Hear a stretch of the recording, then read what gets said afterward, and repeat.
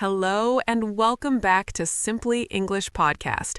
And you are listening to our segment, Let's Read Audiocast, where we help you learn English and improve your life. I'm Clara. And I'm Josh. Clara, I am absolutely done.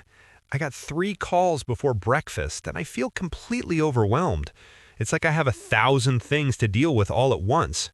I hear you, Josh. That heavy, tight feeling is what we call stress. It's a natural thing, but if we don't handle it, it can start to really hurt our bodies and minds. So how do we stop stress from controlling us? That's exactly what we're discussing today. We'll look at simple, practical ways to manage stress and improve our well-being.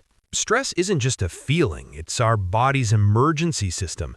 It was designed to help us run from danger, like a hungry tiger. But now, checking our email can make us feel like we're running from that tiger every day. That's a perfect way to put it. When you feel that stress, your body releases a hormone called cortisol. A little cortisol is helpful, it gives you energy, but too much of it can really damage you. So the big question is, can we really control our daily reaction to stress? We can definitely learn to. But first, let's test your knowledge about the science of stress, Josh. Studies show that chronic, long-term stress can actually physically shrink a part of your brain. Which part of the brain is the most affected by long-term stress? A, the cerebellum, which controls balance. B, the hippocampus, which handles memory and learning. Or C, the occipital lobe, which controls sight. Oh, that's intense. If stress is that powerful, it must mess with our thinking. I'm going with B, the hippocampus, because that's the part we use for memory. Interesting.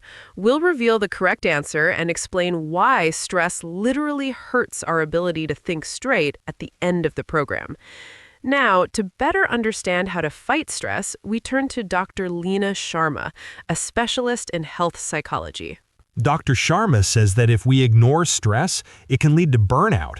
She explains that when people don't know how to cope with difficult work situations, they feel drained.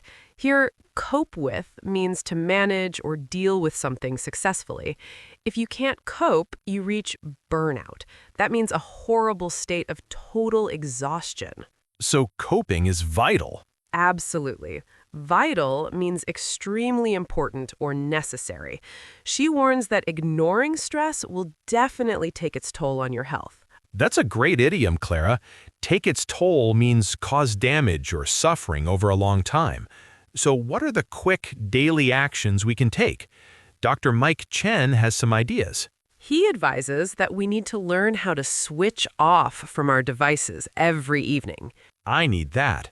When you switch off means you're just stopping your mind from working and letting yourself relax. It's like flipping a power switch on your brain. He also says we should focus on practical steps, things we can actually do right now. Right. Practical means something that is useful and effective in real life, like 5 minutes of deep breathing. It's the opposite of just being theoretical. And finally, Dr. Chen emphasizes that we shouldn't let ourselves become overwhelmed. That was my starting point. To be overwhelmed means having too many things to deal with, feeling completely crushed by those responsibilities. Time for the resolution. I asked which part of the brain is most affected by long-term stress. You guessed the hippocampus, Josh. Was I right? You were. The correct answer is B, the hippocampus.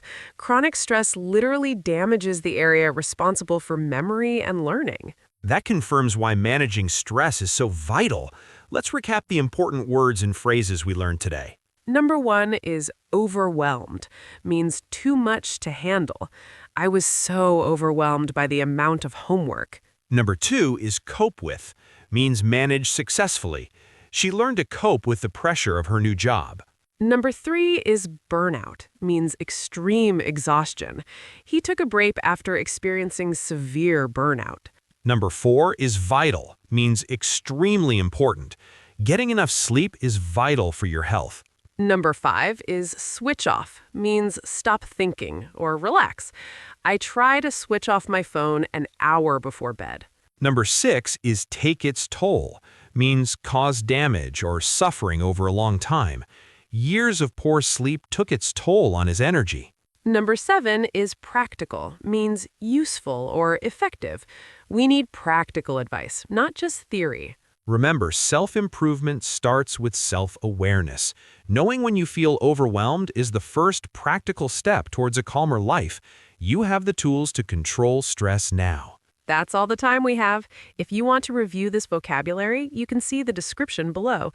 Please subscribe to Simply English Podcast for more English lessons and self-improvement tips. Check out what we did on the last episode. Comment below that you liked our effort or not. Goodbye for now. Bye-bye.